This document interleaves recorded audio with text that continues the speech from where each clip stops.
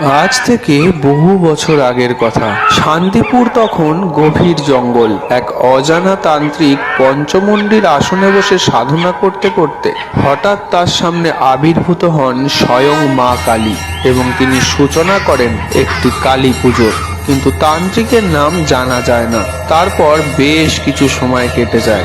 রাজা কৃষ্ণচন্দ্র যখন কর দিতে না পারায় জেলে বন্দী হন এবং ফিরতে ফিরতে তিনি দুর্গাপুজোর ভাসান দেখে তারপর জগদ্ধাত্রী পুজো শুরু করেন। তার বেশ কিছু সময় কেটে যাওয়ার পর একদিন তিনি মায়ের স্বপ্নাদেশ পান। তাকে স্বপ্ন দেন স্বয়ং মা কালী এবং বলেন, শান্তিপুরের এক বিশেষ জায়গায় আমি কুঁড়ে ঘরে আছি, কিন্তু আমার আর কুঁড়ে ঘরে থাকতে ভালো লাগছে না। তুই তাড়াতাড়ি আমার একটা মন্দির তৈরি করে দে। সেই স্বপ্ন পাওয়ার পর একটুও বিলম্ব না করে রাজা কৃষ্ণচন্দ্র মন্দির তৈরি করে দেন মা মহিষ খাগি মাতার।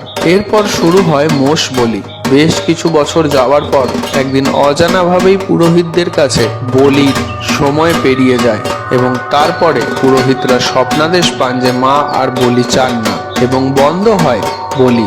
ওই পুজো শুরু হয়েছিল রাজা কৃষ্ণচন্দ্রের হাত ধরে মহিষ বলি দিয়ে, তাই মায়ের নাম মহিষ খাগি। তবে এখন আর মহিষ বলি হয় না, মাকে খয়রা মাছ দিয়ে পুজো দিয়ে ভোগ দেওয়া হয়। জয় মা মহিষ খাগি।